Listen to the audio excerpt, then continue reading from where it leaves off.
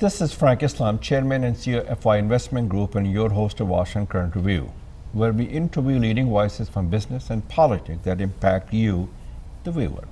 Today, our guest is Ashwani Jain. Ashwani, welcome to our show. Thank you so much for having me. You're most welcome. So you live in Montgomery County, eh? Yeah. So tell me a little bit about yourself and why are you running for Montgomery County Council at large? So Montgomery County means everything to me. This is where I was born and raised. This is where my parents immigrated from India to start our family and to launch our family business. And for me, you know, the reason why I'm running in the first place is because 15 years ago when I was 13, I was diagnosed and treated for cancer, non-Hodgkin's lymphoma. And needless to say, it was the scariest moment of my life and I had to grow up fast. And I remember sitting in the hospital not knowing if I'm going to live to see tomorrow. And I also found that people stopped talking with me as a person and they kept talking about me like I was just a number. So I felt powerless, but I also felt determined to make sure that no one else felt as powerless as I did.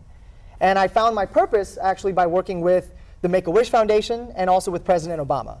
Oh. And I was working for President Obama for the last 10 years. That's what I thought. And through my work in his White House and on his campaigns, I have really engaged and empowered communities all around this country, but also all around Montgomery County for the last 10 years. And I ran efforts to increase the diversity of our government, to get more families in our area access to affordable housing and affordable health care. And I also ran efforts to build grassroots support for the NIH, which as you know is our county's largest employer. And that work eventually led to billions of dollars in additional funding for cancer research. And I now want to bring that same level of commitment to the community and to the county I was born and raised in, and help make our government more representative, more responsive, more inclusive, and more accountable. So what sets you apart against your competitors?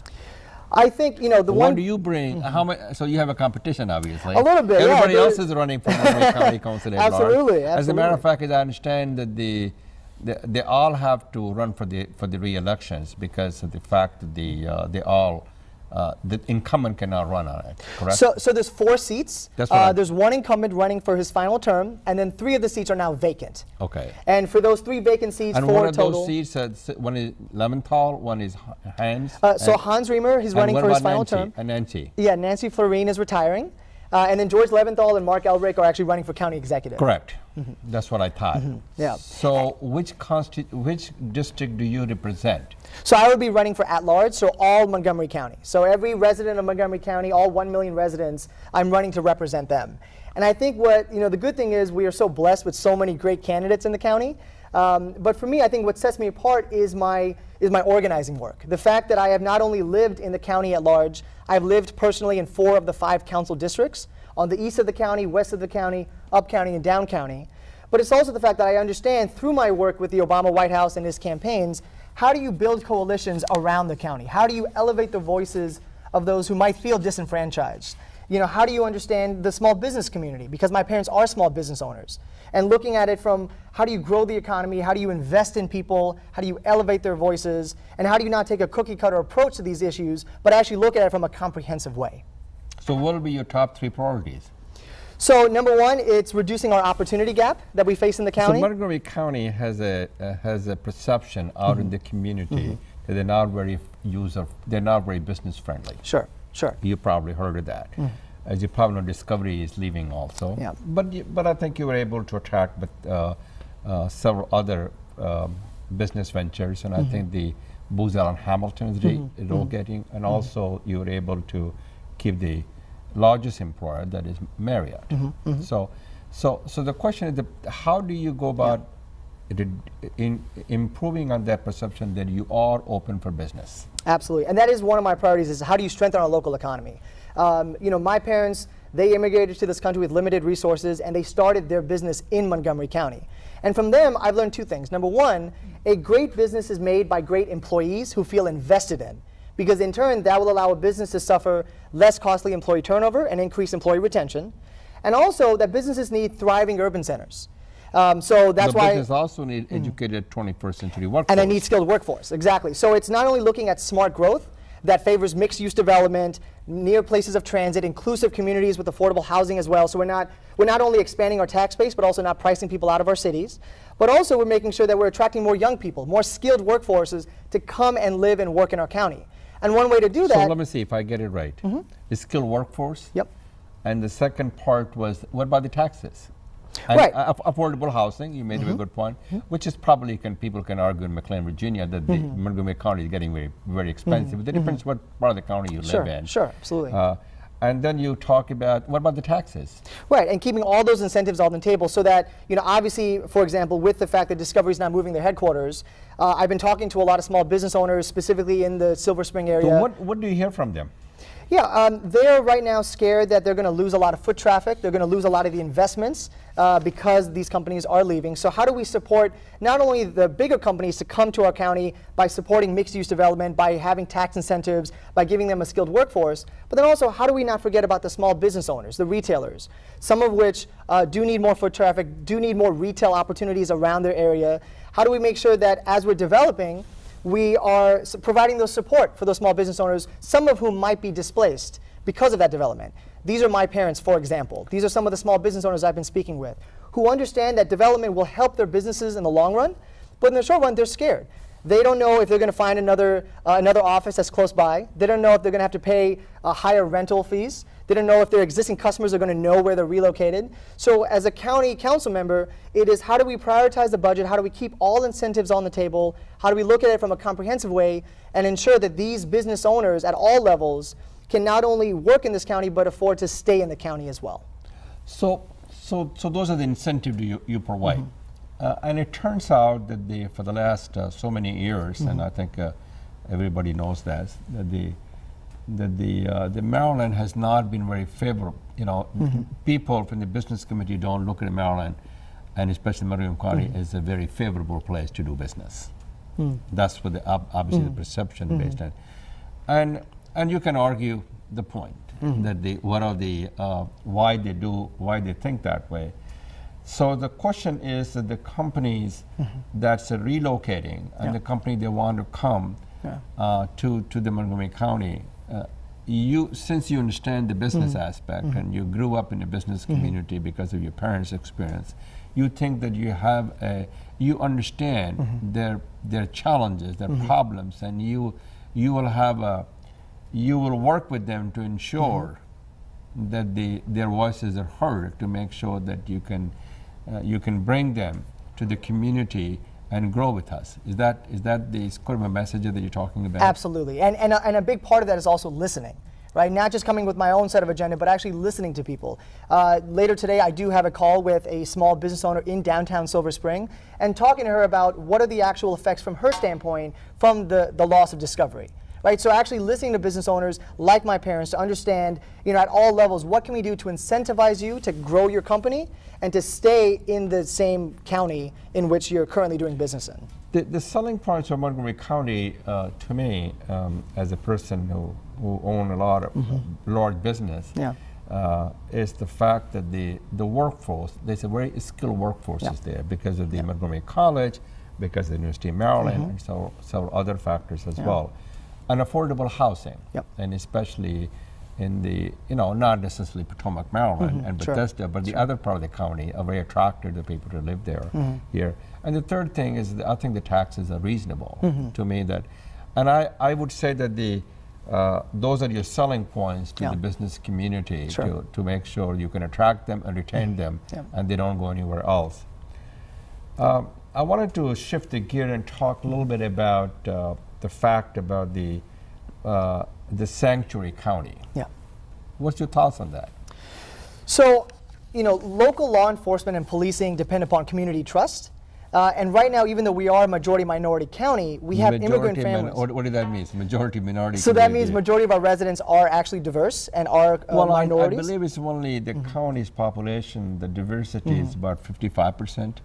Correct, and so that's more than half. That depends on what part of the county you are. If you're in Germantown and Frederick and other part, that is not a very diverse community. Yeah, so we definitely have pockets, but when you look at the county at large, we are definitely one of the most diverse in the country. And so what I'm hearing from them and what I've seen just myself is a lot of these immigrant families are afraid to leave their homes because they feel like they might get deported or might have increased hate crimes.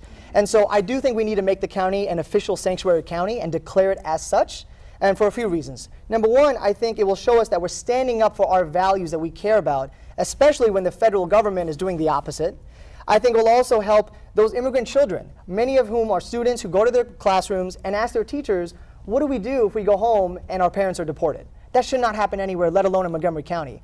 It'll also help. That's a little bit a bigger issue than beyond your pay grade, because of the fact that the administration is not very favorable to the new immigrants are attracting. I mean, they're talking about the DREAM Act. You probably know about the Dreamers. Sure, absolutely. And I did some work on the Maryland DREAM Act as well in 2012. But again, it's from the county level, it is how do we support and at least stand up for those values, and also how do we support our local law enforcement? Many of whom, at least the ones that I speak with, they don't want the jobs of federal ICE agents. That is a federal responsibility, and we have community members, immigrants, who are afraid of even reporting crimes because they're afraid that they might get retaliated. So it's kind of working with them. They're legally resident in the United States. They don't have to be afraid of. Well, what we're finding is they are, right? They're not. They are. They are. Okay. So whether you are undocumented or not, what I'm finding is people of color, people who come from diverse backgrounds, because of what's happening. So it's really the anxiety and the fear, not a hope. Exactly. That's what they're seeing. That's what they're facing. And so, that doesn't represent the value of the county and the character and the conscience of our county.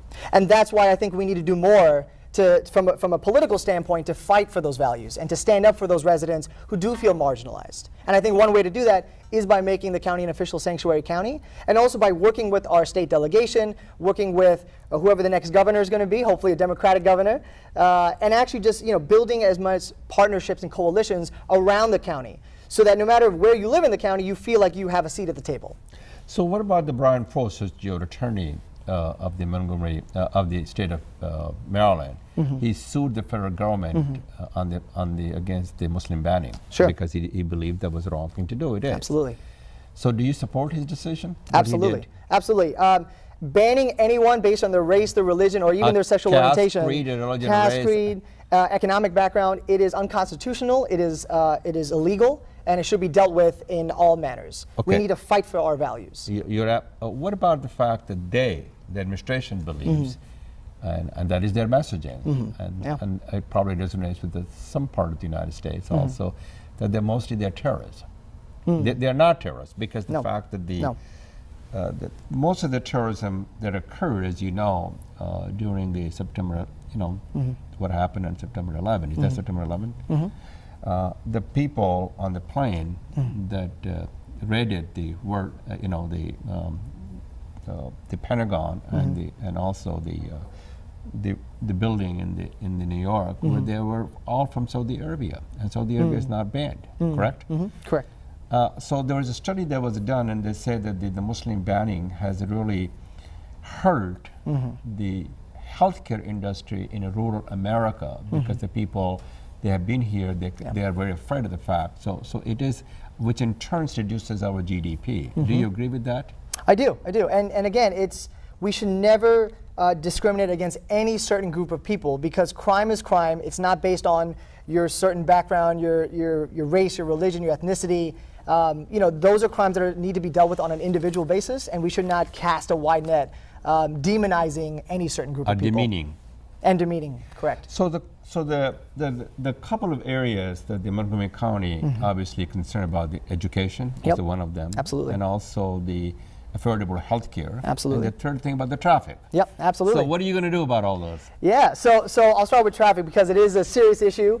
Traffic congestion is one of my priorities in terms of how do we reduce it.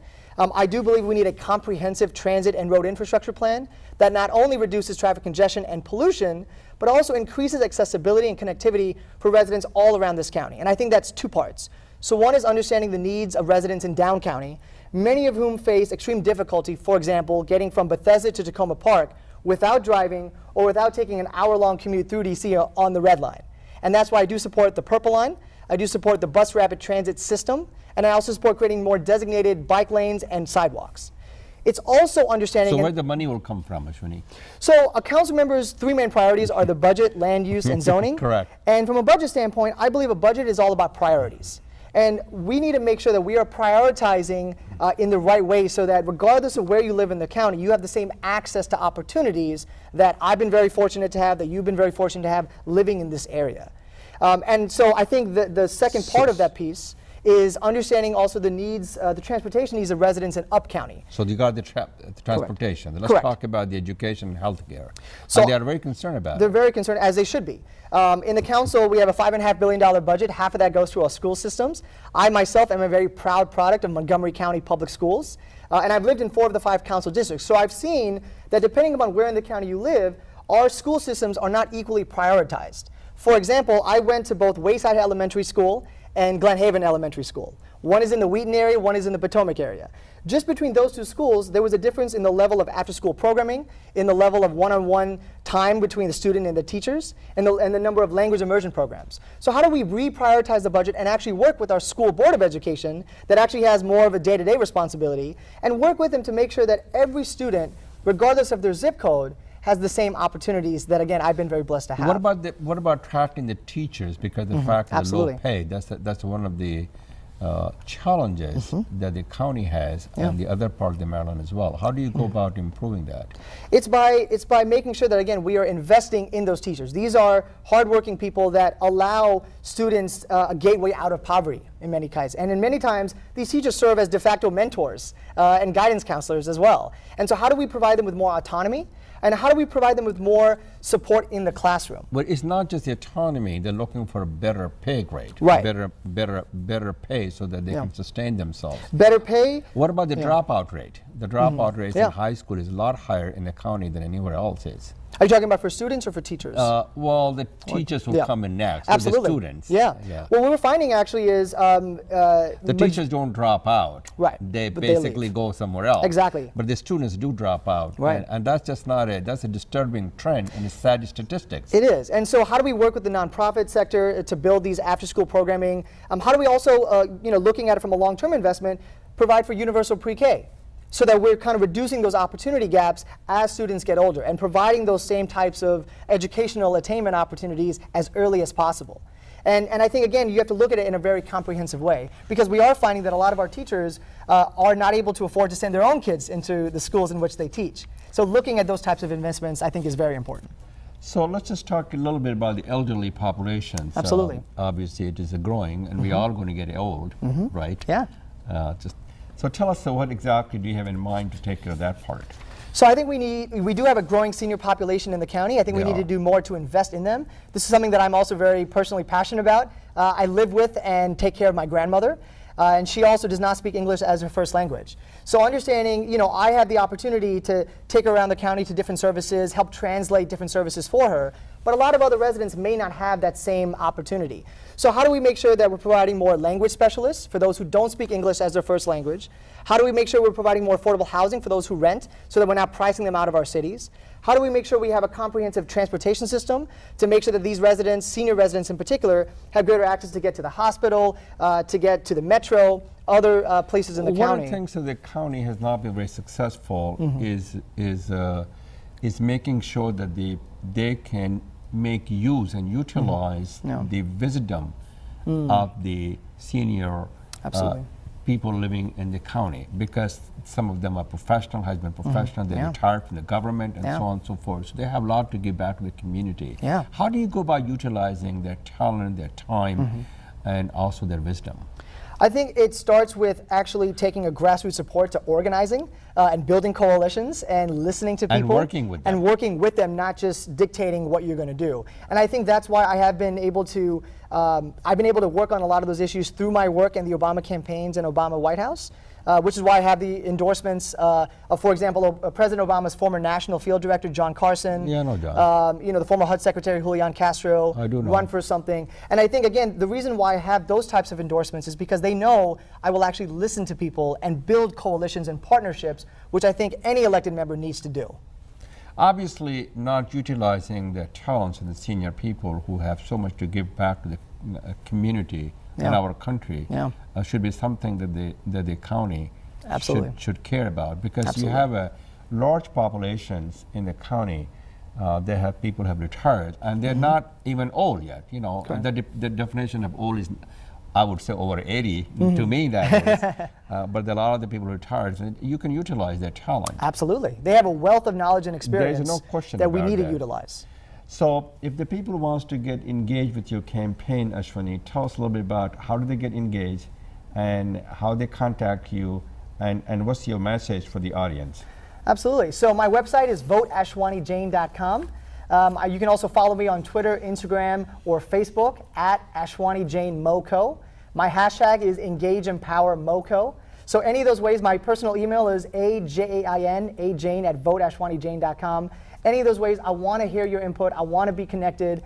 We had our first live Twitter Q&A, for example, yesterday. So finding different ways to engage with the community. We just signed up our 460-second volunteer a couple days ago. So we're actually allowing them to help me take my message out on the doors, on the phone calls, talking to voters and engaging them in the political process. And that's something I do have experience in, and I would be honored to serve you on the Montgomery County Council because I understand the importance of engaging more people in the political process to make our government more representative and accountable. Well, what about the political campaign? Do you think that the people should really give money to the campaign? And if so, why? So I think any campaign, as in anything, needs a comprehensive approach. We definitely need more funds because that helps get the message out, whether it's through paid advertising, whether it's through literature, the things that voters will need to actually understand who their candidates are. So fundraising is a big aspect of any campaign, and we're doing a good job of that. But more importantly, it's also building a great volunteer base and building a good team to actually take the message out one-on-one and spend time listening to as many residents as possible. Well, thank you, Ashwani, for coming to the show. Thank you so much for this opportunity. And I wish you good luck as you undertake this new journey. Thank It you is so a much. new journey for you, right? Absolutely. Thank you for watching. This is Frank Islam wishing you a great week.